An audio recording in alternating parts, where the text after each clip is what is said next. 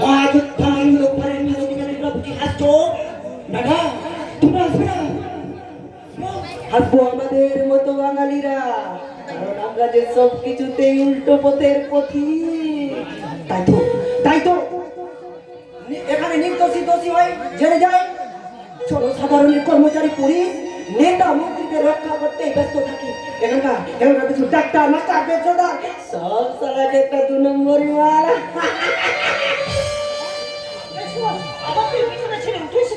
Doctor না তোকে কে তুমি মহারাজা নন্দকুমারের মা না ক্ষুদিরামের মা বিনয় বাদল দিনের এরা তোমার সন্তান বুঝি এমনি হাজারো সন্তানের মা হয়ে কেন তুমি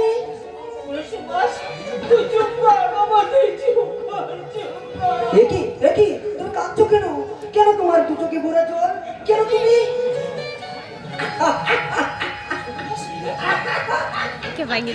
এইবার চিনতে পেরেছি তুমি আমার বাংলা মা ইয়েস আমি সুভাষ বলছি তোমরা আমাকে রক্ত দাও আমি তোমাদের স্বাধীনতা দেবো কিন্তু আমি তোমার স্বাধীনতা ফিরিয়ে দিতে পারবো না বাংলা মা পারবো না তুমি আমাকে মুক্তি করে দাও আমি হ্যাঁ তুমি ঠিকই বলেছো বাংলা মায়ের চরম দুরবস্থা তা থেকে মুক্তি করার সাধ্য মানুষ তো চার স্বয়ং ভগবানের নেই এসব চিন্তা ছেড়ে দিয়ে তুই এখন নিজের কথা বল সময় কোথায় মা দেখতে পাচ্ছ না সিঙ্গু নন্দীগ্রাম আগুন চলছে ভাঙর সারমণি খপে বসছে শত বাঞ্ছনার শিকার হয়ে পাহাড়িরা কোরখানের চাইছে খিদে আর বুক জ্বালা যন্ত্রণা নিয়ে আদিবাসীরা বিদ্রোহে কাঁপিয়ে তুলেছে বাংলা মায়ের পেট অবস্থা দেখি বাংলা মা আমার বছর মনে কাঁদছে তাই সেই চোখের জোরে ভেসে গেছে আমার নিজের কথা নিজের চিন্তা তোর সব চিন্তা ভাবনা আমি দূর করে দেবো দাদা তুই শুধু আমাকে কথা দে শিবানী তুই হ্যাঁ মা আমি এখন এই থানার শাখার অফিসার শিবানী শিকদার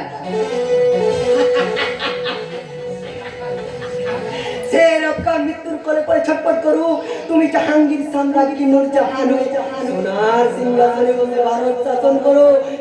কিন্তু নিজেকে তুমি মানুষ বলে দাবি করো না তুই আমাকে চিনতে পারছিস না আমি তো বড় শিবানী সেই ছোটবেলা থেকে আমরা একসঙ্গে খেলতে যে বাঁদর পড়েছি তার হাজারো বাংলামি ফুলের ছবি ছাড়া আর কে চিনবে তোর আদরের বোন শিবানী আজ একটা পুলিশের চাকরি পেয়েছে এমন খুশি আনন্দের দিনে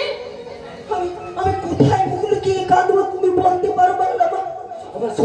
আমার সোনা আজ তাই পরিণত হয়েছে আমার বিশ্বাস আর ভালোবাসার নদীর জল বিশ্বাস খাতিরে উঠে দেওয়াতে প্রহরারে আর পর্যাপ্ত হয়ে ওঠে সেই জল মনে না আমি বলা কোথায় যাচ্ছিস কে তুই কি আমার সেই হারিত বিশ্বাস যার নিঃশ্বাসে বইছে বিষাক্ত আমি তোর স্নেহ মায়া মমতার প্রতীক তোর বোন শিবানী তোর কপালে যে সারা জীবন কুচুয়া চন্দনে তিলক দিয়ে গেছে তোর হাতে পড়ে দিয়ে গেছে ভালোবাসা রাখি কই দেখি তোর মুখটা একটু ভালো করে দেখি বাহ তোকে এই পোশাকে সুন্দর মানিয়েছি কিন্তু তোর এই বেইমানি পাপাচারের বোঝা মাথায় নিয়ে একদম শুধু লোহার কারণে পাথর ভাঙছে আর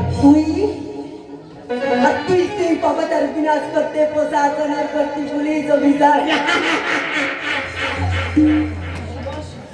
কিন্তু ও তো তোকে বাঁচাতে মিথ্যা সাক্ষী দিয়ে এই কথা তোমার মুখে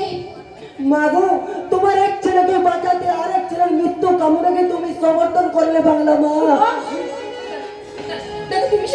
আমি চাইনি আমি কতদিন জানা গিয়েছিল তার কাছে ক্ষমা চাইতে কতটা চোখের জল দিয়ে ধুয়ে দিয়েছিস তার পা দুটো বল চাকরি পেয়েছিস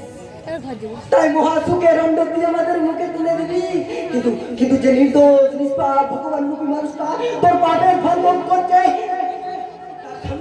সামনে তুই কি তুলে ধরবি? হ্যাঁ তাই যেদিন তার ক্ষমাবে প্রকৃত নারী হয়ে উঠবি সেই দিন তোর জন্ম আমি গ্রহণ করবো। কিন্তু তার আমি পথে পথে ভিক্ষা করবো, নইলে না খেয়ে শুকিয়ে মরবো, তবু তোর অন্তর আমি মুখে তুলবো না। দাদা আমার কথা শোন, দাদা তুই আমার কথা শোন। এই লজ্জা থেকে তুই আমাকে মুক্তি দে দাদা, এই লজ্জা ঘৃণা থেকে তুই আমাকে মুক্তি দে। সব কষ্ট লাঘব করার দায়িত্ব এবার তো বুঝিয়ে না। তোর চলার পদ্ধতি তোকে ঠিক করে নিতে হবে রে মা। আমি দেখি সুভাষটা কোথায় গেল। ভগবানটা এক গভীর মনে দুঃখে দুঃখে কাঁদছে রে। জানি না রে মা, জানি না। ওর কান্না কোথায় রে মা?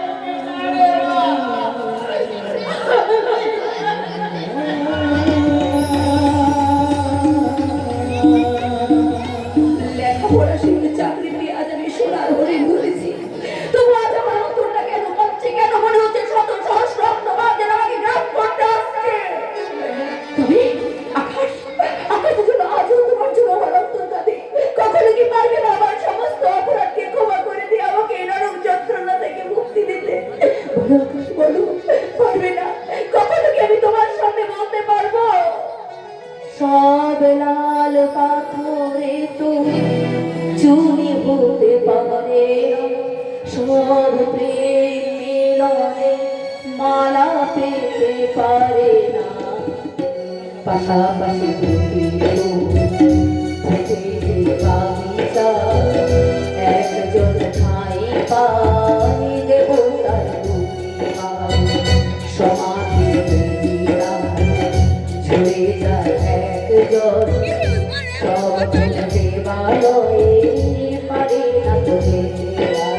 সব লাল পাথরে তো চুরি হতে পারে না, সব